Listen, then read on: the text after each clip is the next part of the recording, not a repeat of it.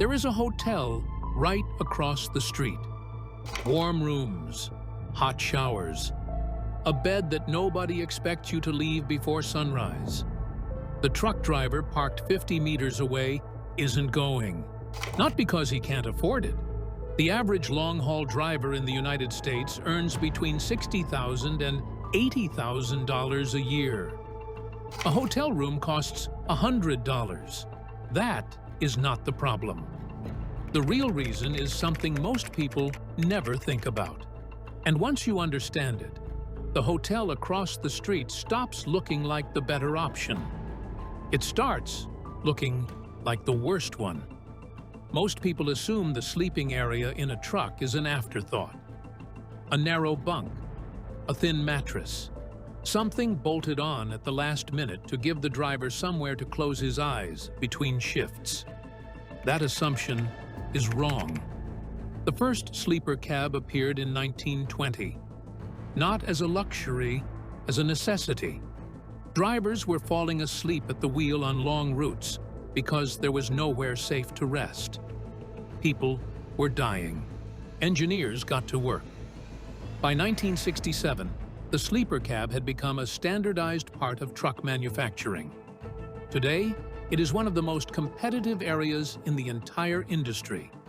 These companies spend millions every year not on engines, not on aerodynamics, but specifically on the sleeping compartment. Because they know something most people don't. A driver who sleeps well drives safer. A driver who drives safer costs the company less. A driver who is comfortable stays loyal. This is not interior decoration. This is calculated engineering. The sleeping compartment of a modern truck is designed using the same principles as a commercial aircraft cockpit. Every inch is intentional. Every surface has a purpose. Sound absorption panels reduce road noise to near silence. Independent climate systems maintain the exact temperature the driver sets without running the main engine all night. And the price reflects that level of engineering. A standalone sleeper unit for a premium truck costs between $55,000 and $150,000. The full truck costs between $200,000 and $300,000. That is more than the median American home. Nobody spends that kind of money on something that doesn't work. So what does $150,000 worth of sleeping space actually look like? Most people picture a narrow bunk with barely enough room to lie flat. The reality is something completely different.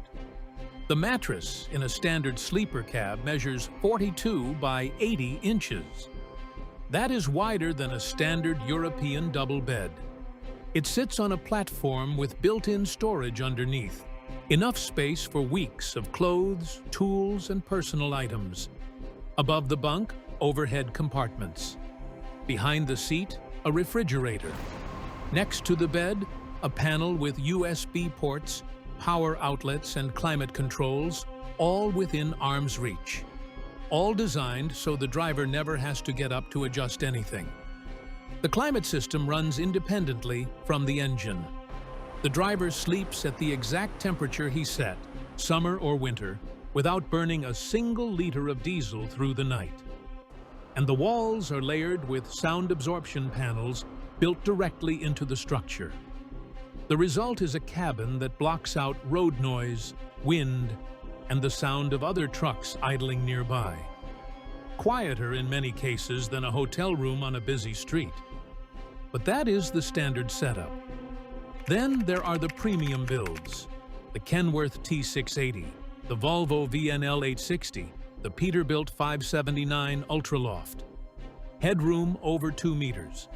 A passenger seat that rotates 180 degrees and converts into a full workspace. A 32-inch flat-screen TV. A drawer-style freezer and refrigerator combination. The Peterbilt Ultraloft offers 70 cubic feet of storage, the largest available in any production truck on the market today. And then there are the custom builds, priced between $300,000 and $500,000. Private showers, full kitchens with a stove, 2 separate sleeping areas, home theater systems, One driver described his as a studio apartment with a 500-horsepower engine under the floor. He was not exaggerating. Now compare that to a standard hotel room. A bed you did not choose. A bathroom used by hundreds of people before you. A TV bolted to the wall at the wrong angle. Suddenly, the truck starts looking like the upgrade. But there is still a question that needs answering. Even with all of that, why not just park and walk across the street? Take a real shower. Order room service. Sleep in a bed that did not cost $150,000. Here is why that does not work. And none of these reasons are obvious. The first is physical. A standard semi with a trailer runs between 25 and 30 meters long and nearly 4 meters tall.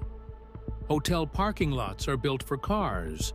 There is no entrance wide enough, no space long enough. The driver is not choosing the truck over the hotel. The truck dictates where he sleeps. The second is legal. A long-haul driver carries an average of 40,000 pounds of freight: electronics, medication, food, hazardous materials. Under federal law, he is personally responsible for that cargo for the entire duration of the trip, including rest periods. Leaving a trailer unattended in an unsecured location violates most freight contracts. In some cases, it voids the insurance entirely. He cannot walk away. The law will not let him. But here is what those two reasons do not explain. Why so many drivers do not just tolerate the cab, they actively prefer it.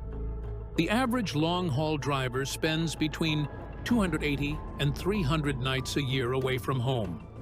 More than 80% of the year away from family, away from their own bed, away from everything familiar. In that context, the cab stops being a vehicle. It becomes the one constant in a life that never stops moving. The moment the truck is parked, the cab transforms. A portable stove comes out. A meal is being cooked. Not a gas station sandwich, not fast food, but an actual meal. Pasta, grilled chicken, rice. Because drivers who spend 300 nights a year on the road learn quickly that eating well is not a luxury. It is the only way to survive the schedule. And when it is finally time to sleep, there are no interruptions. No unfamiliar room. No stranger's noise through a wall at 2 in the morning. No bed that belongs to someone else.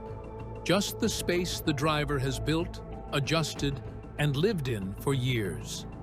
A space that is entirely his own. Federal hours of service regulations require a mandatory 10 hours off duty before a driver can operate again. That means every single day, this truck becomes a stationary living space for at least 10 hours. Not a stopover, not a temporary solution. A home, and unlike a hotel room that resets every 24 hours for the next guest, this space accumulates. The photos on the wall, the coffee mug in the exact right spot, the pillow that has been broken in over thousands of nights on the road. Every detail exactly where the driver put it. Nobody checks out of this room. Nobody strips the sheets and replaces them with someone else's. It stays exactly the way it was left. That is something no hotel on any highway in America can offer. There is one more thing that most people never consider.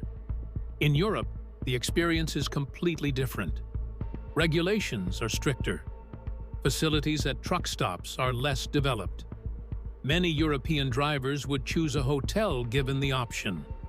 But ask an American long-haul driver who has spent a decade building his cab into exactly what he needs: the right mattress, the right temperature, the right level of silence.